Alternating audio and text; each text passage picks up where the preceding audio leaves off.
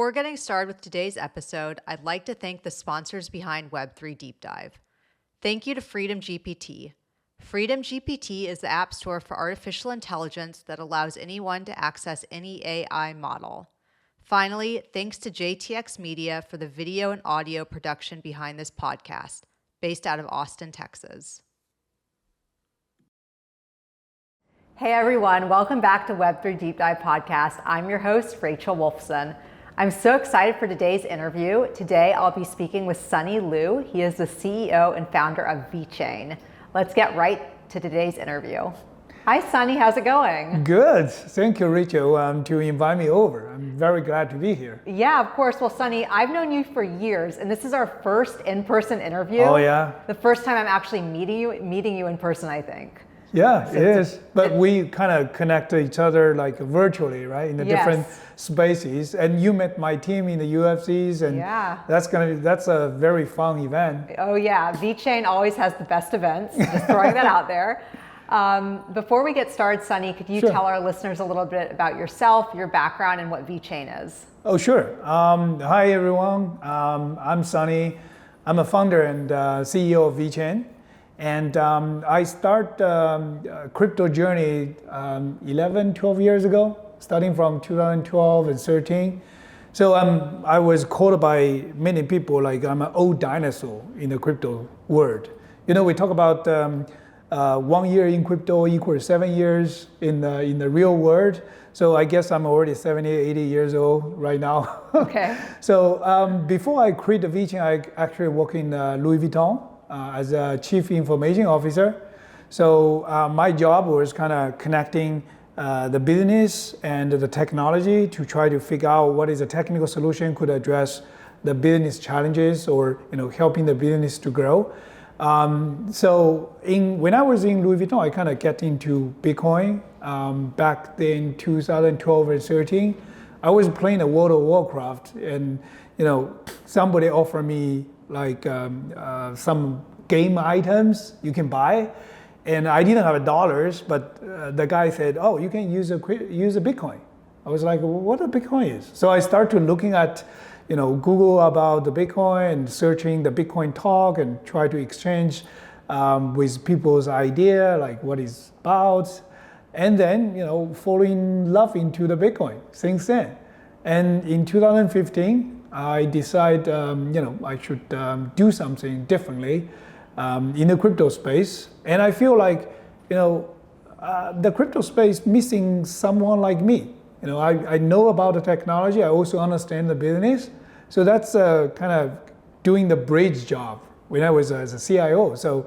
And I quit my job and threw myself into the crypto space and created VeChain. And that's how I start from the crypto space. That's an amazing story. I'm a big fan of Louis Vuitton, so that's amazing that you were the CIO. Yeah. That's really cool. We can talk about that another day. Sure. So what year did you start VeChain? We started in 2015, actually, right after I quit Louis Vuitton. Okay. And also we start to, not like official star. The official starting is actually in 2017. Before that, we were, try to engage with different developers, try to, polish some ideas and run some POCs or rough prototypes to see how it works. And also at that time, we tried to test the different type of technologies. We tried the color coin solution. Actually, it's like old technical terminology, like nobody right now even understand that. And also like we call it multi-coin technology, try to, let's say, build up the application on Bitcoin first. And it was not, actually Bitcoin is not designed for that. So, and later on in 2014, 15, I was have a chance to discuss with Vitalik in person. Vitalik was running the Ethereum ICO, like fundraising in China, in Shanghai. So we had a very interesting discussion for a few days.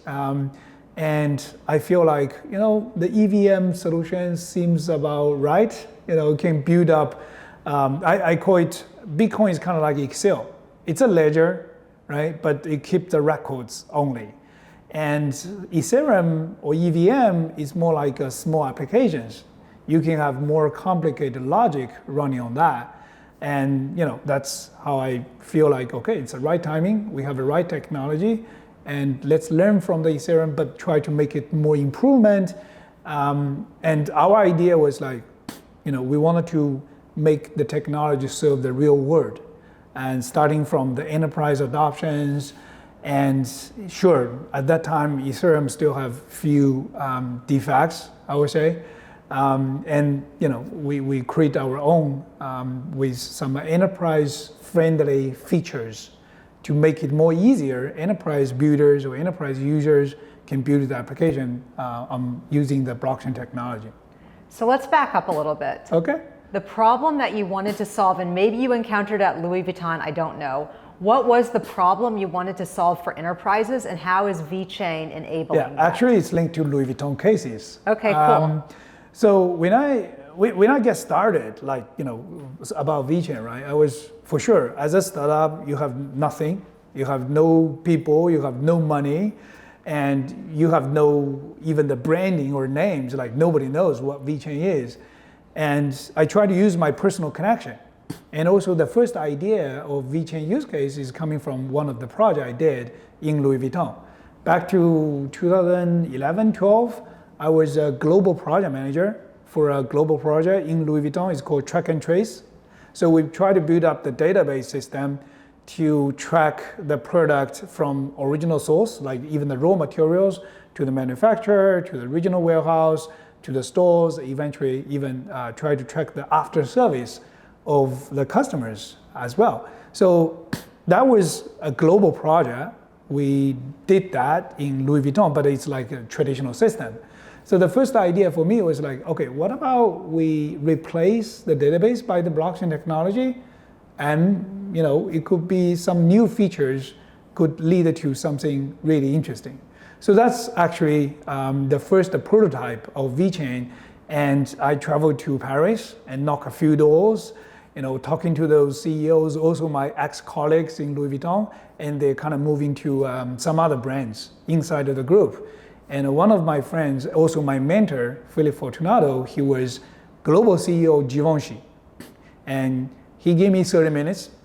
And first 20 minutes, he has no idea what I was talking, like what is blockchain, Bitcoin, like he has no idea about it.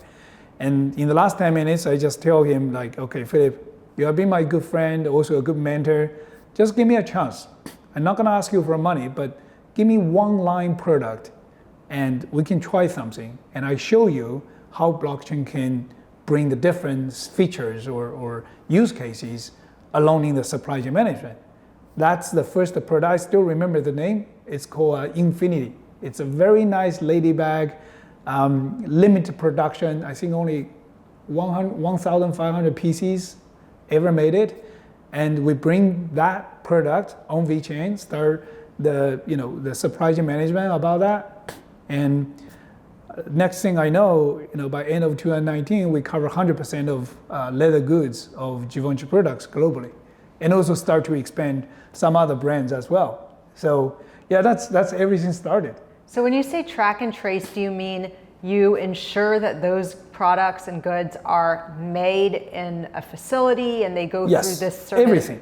production Every process? step across the supply chain segments or processes. So most of, let's say, especially nowadays, more than just luxury goods, but actually most of the products going through multiple different steps, even involve the different players, right? So either you can use one single system, but allow everyone try to use yours, or you can have an open system, like building up on the blockchain. You don't need to, have a closed system, but more collaborative, more open system. So different players, whatever the upstream or downstream players, can all play, put the information from their segments and eventually make a whole traceability solution.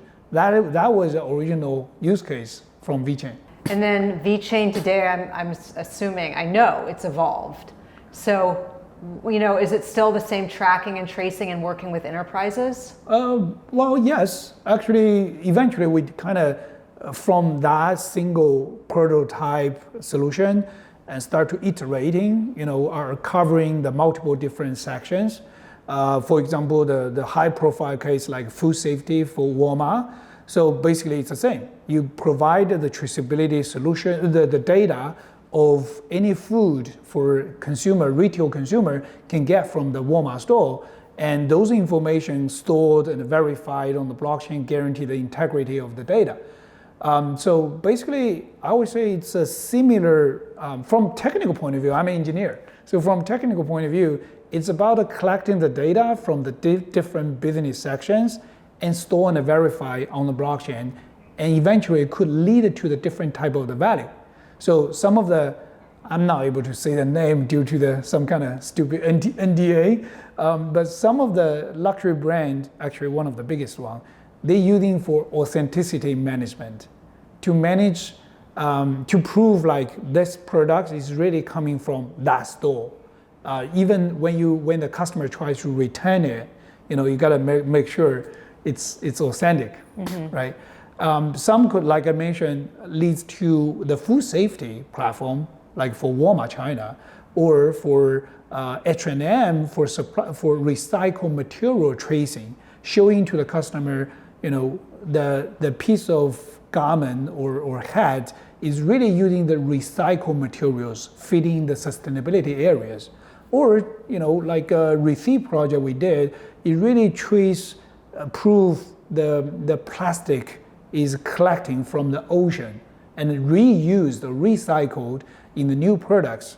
So that's basically the same methodology or same way to do that, but eventually could lead to different type of use cases or different type of business values. Right. So you're bringing back memories because in 2017, that's when I first got involved in blockchain. Mm-hmm. And the reason I got involved was because of supply chain management, because I'm a health and fitness freak and I want to know where my food comes from. Oh yeah, for sure. So in 2017, I heard about, was it IBM blockchain? Maybe it was 2018. They were doing the food, their Hyperledger, food program. Right? Yeah, on Hyperledger. But from that's how I ended up hearing about VeChain, because you guys were working with Walmart. So now I remember exactly when I first heard of VeChain and why I was so interested.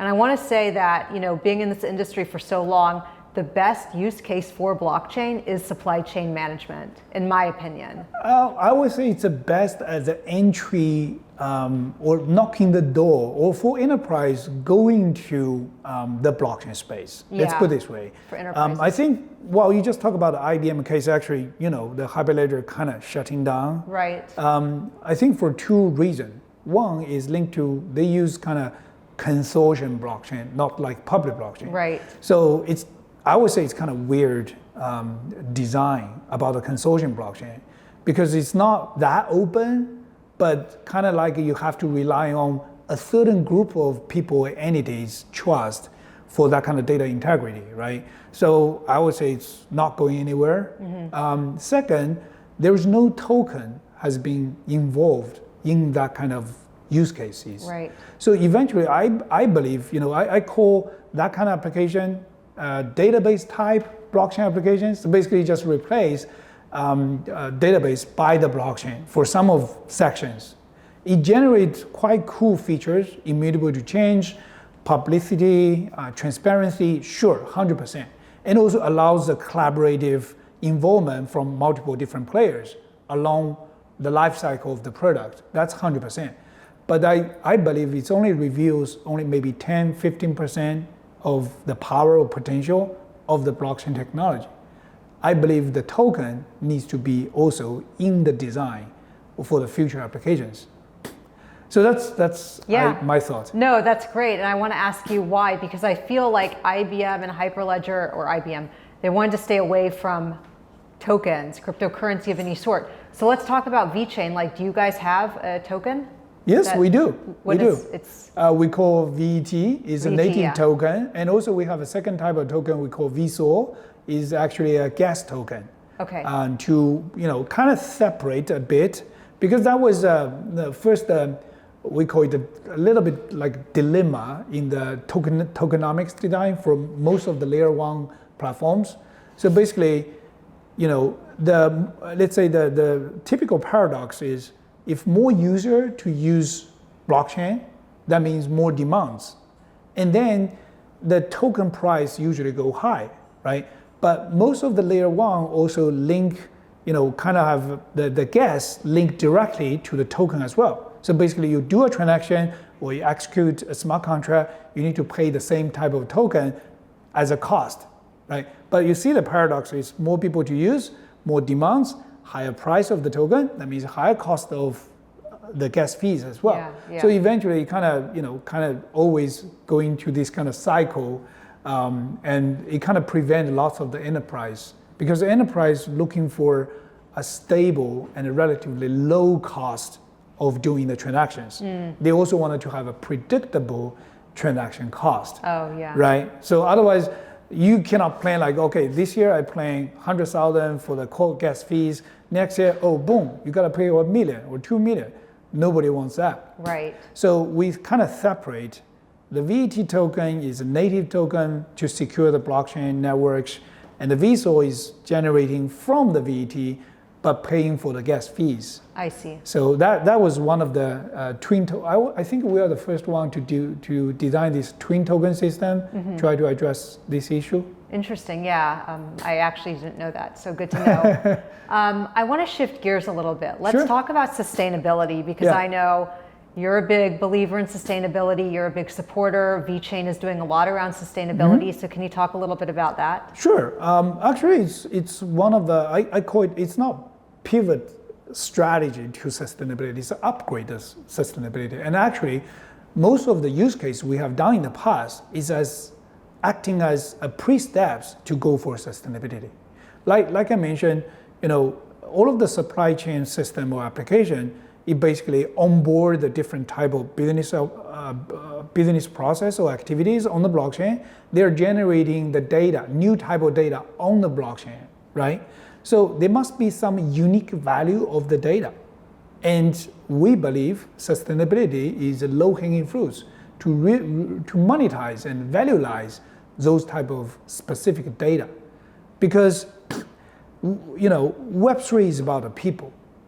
And Web3 is about to, let's say, connect to the individuals much more easier than before, and also discover something or monetize some value of the data of people at so lower cost. Think about that. If you do something good and you want to make sure that thing you do has some monetized value, how are you going to do that? In the previous world, either you trust some central entities like big platforms, or you got to hire auditor, reputable auditor, to prove what you did, right? That's in the Web2 world, that's how it goes. And for sure, you cannot afford that kind of cost if it's just a small fractional effort linked to a small fractional value. But with a blockchain, you can easily do that. It's kind of small supply chain or track and trace, that kind of system, just for individuals. And let's say if you do something good and we are able to digitalize that, record it, and verify by smart contract, incentivize you by token right away. And those type of the data becomes really valuable data if you look at the collective and accumulative way. So from this point, I believe that sustainability is kind of waiting for Web3 to solve some of the issues, or to be as the next use case, promising use case for mass adoption of the Web3 technology. Right. And there's the VeBetter DAO, yes, which I'm familiar with. Can you tell our listeners what that is? Sure. VeBetter DAO is as one of the deliverables coming from our latest white paper. We released the white paper, the third version of white paper in last year, with actually co-author with BCG together, Boston Consulting Group.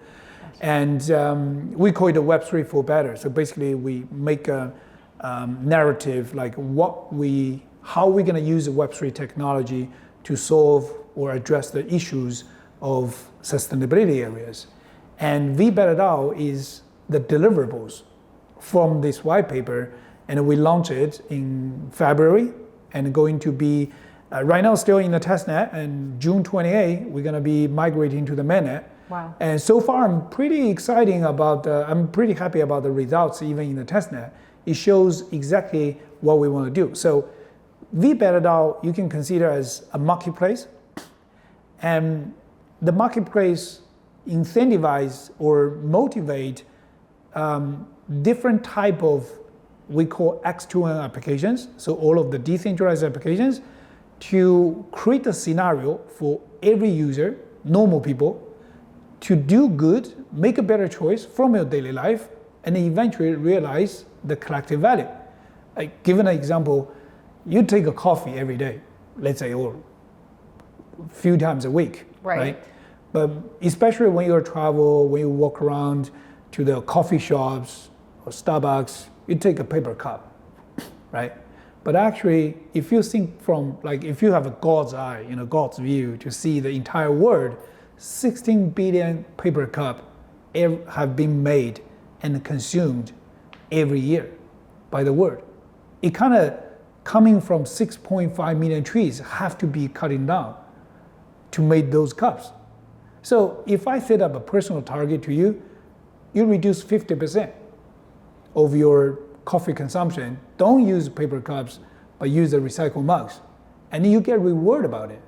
So I think, if you go to Starbucks 7 days a week and you say, okay, I set up the target 3 days, 3 times, 4 times, I'm gonna use my own recycled mugs. It's not that hard, to be honest, right? But if everybody doing that, you get even reward to do that, and then eventually, as a whole community, we can save 3 million trees every year. Yeah. That's a huge result coming from the accumulative but also collective value, even from the small efforts. That's what we try to do. Got it. When you say rewards, what are the rewards? The rewards is going to be by the tokens. Okay, the tokens. By the tokens. Got it. And also there are two parts of, let's say, job has to be done. Firstly, more and more X2N applications represent different type of scenarios. Let's say I made an example for coffee. You can take an EV other than fossil car. You can clean up a little bit garbage on the street if you just walk by, by your convenience. You can choose the recycled products other than just normal products, right? And you should get rewards to doing that. Or anything good, anything generally good to our environment, to our world, or make a better choice from your daily life, you should get rewarded. And that reward is coming from the token, coming from the smart contract, verify what you do, right? So that's one part of the job. The other part of the job actually is major, let's say our focus with BCG together is go to the enterprise world, go to the traditional world to monetize those type of the tokens, to bring those enterprise also be part of the game. So they can create the utility of the token, they can bring the value to the token. So simply say, VeBetter DAO is also an ecosystem to tokenize and build up the liquidity for all of the sustainable assets. When we think about sustainable assets, it's not only about those physical hardwares, like a solar panel, like windmill, water plant. Yeah, those are obvious ones. Sure, we will, some of the sections, some of our use case is gonna focus on that part, but also we consider human effort, human actions, activities. As long as it makes the world a better place, it should be considered as sustainable assets as well. And we wanted to tokenize that part and share the rewards and eventually create the value across the whole ecosystem and make everyone part of the game. So it's not only about the financial incentive, but also spiritually, you are part of the big things. Like I said, if I tell you, Rachel, you're doing the good, and last year you're part of the Saving 3 Million Trees movement, you feel proud of it. Freedom GPT is an app store for AI.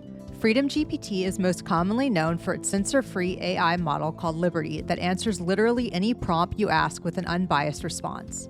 Unlike other AIs where controversial topics are off limits, Freedom GPT embraces the concept that you should be able to ask AI anything. Equally important, Freedom GPT has the option to be run locally on your computer so your data remains 100% private and secure. Check out Freedom GPT's over 80 AI models today. Exactly. I mean, what I'm excited about is I love this whole concept. I think it's amazing.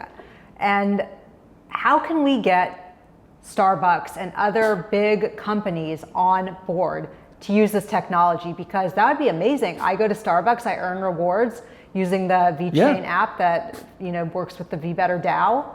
Yeah. How can we get those companies to use this technology? Well, that's our job. That's our plan. Actually, we're working on that. And actually, I have to say, the ETF approval this year, whatever January about the Bitcoin and a couple of weeks ago about the Ether, it kind of paved the way. The enterprise. You talk about the 2017. Think about the IBM, all of the use cases with the enterprises. And the reason they couldn't use a token because lack of the regulation, lack of the clarity, like how do you define the token, how to use the token. And also I have to say, unfortunately, in the crypto side, there were so much bad players also, try to leverage and take the benefits out of the crypto usage. But now I think, with more and more clarity in terms of regulation, it kind of paves the way for enterprise. Looking for, you're not only, the regulation is about try to prevent the bad things, bad moves, punish the bad players, but also to motivate and incentivize the good players. I would consider like VeChain is one of the good players. And actually, as a matter of fact, in our pipeline, there are many enterprises are already very excited about that. I even try to hold them a little bit, like, okay, wait for it, we're still in the testnet. In June, end of June, we only can migrate to mainnet. And maybe you want to see a couple of months, see the real data, like how many users are really using that. And then you might have a great idea how to bring your business process into this. But yeah, that's the plan. We're working on that. I mean, it's amazing because it's so focused on sustainability. You're solving a real world problem that needs to be solved. I mean, that's what VeChain is doing. I think that's great. Well, we never changed that kind of course. From the beginning, from day one, we set up the course, want to bridge technology into the real world. So some community members even call us, oh, you guys are king of RWA. I would say, okay, I think we are the oldest one, have been trying to do the RWA. It's funny you say that because, this year everybody's talking about RWA tokenization. It's the hot topic, as if this hasn't been done before. Actually, it has done previously, just in a different form, a different scales, right? Yeah. But again, like I said, not only about the US, we talk about the 2 ETF approval. Think about Europe. Europe is going to have a MiCA. The new regulation across the entire European continent is going to be effective, I think, after the summer. It also shows the way, like, okay, now we have a framework. We know what to do and how we're going to play in the framework doing the good thing, but not doing the bad thing. Right. That's it. That's about any kind of technology going through this kind of the journey, I would say. Yeah. One last question before we get to the end of this interview. So VeChain also partners with UFC? Yes.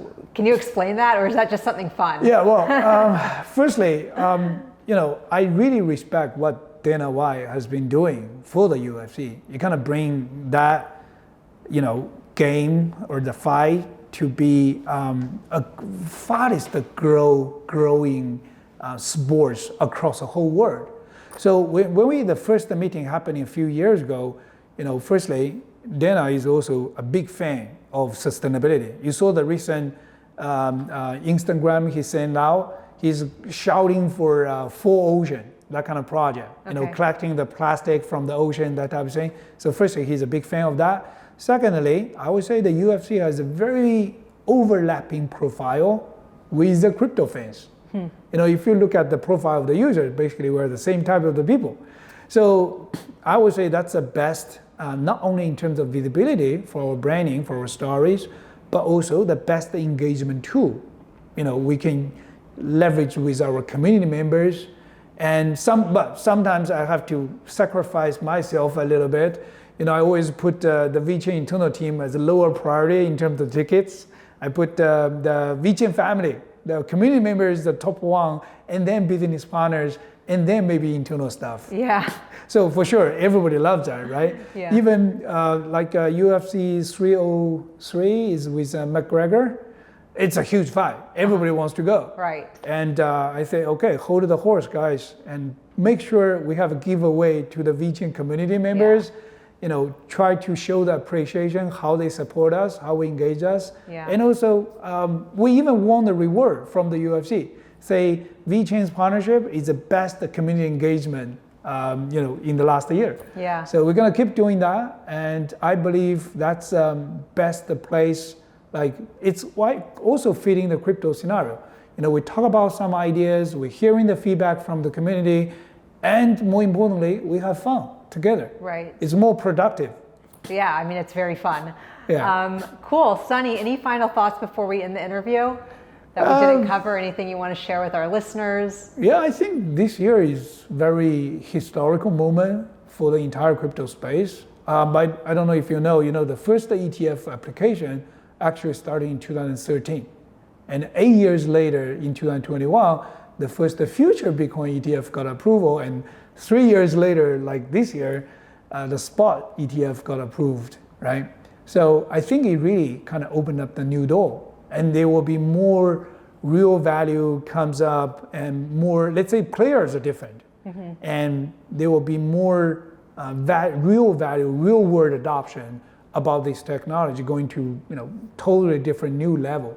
You talk about the UFC, actually, we just have a new gloves use case launch. So every new gloves since like right after 302, UFC 302, the new gloves we're gonna gonna have VeChain chips, and also have virtual identity on the VeChain blockchain. Wow. To track that. So it's just the first use case, before, like with lots of things after and following. But those are things are really getting to people's life. Not just in a small scale, I would say in a much larger scale. Think about how many people take coffee, how many people like to, save the ocean animals, to collect the plastic waste, clean up a bit. Yeah. So those are things that you can do it on the daily life. Right. So actually next week, we're gonna launch a new D app in the VeBetter DAO, is charge to earn. We call it EV earn.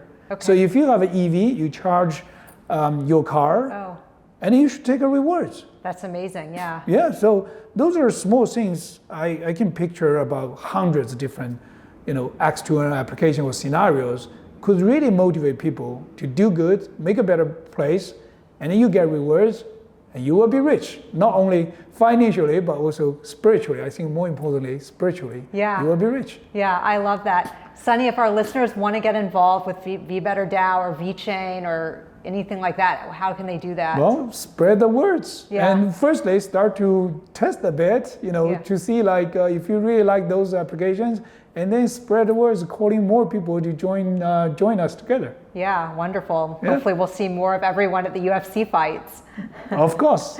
Sounds cool. good. Thank you, Sunny. Thank you very much, Rachel. Yeah. I'd also like to thank the sponsors behind Web3 Deep Dive. You can click the links in the show notes to learn more about each of the Web3 initiatives from these sponsors. Finally, thanks to the listeners for tuning in. Please be sure to subscribe, like, and share. I'll see you guys next time.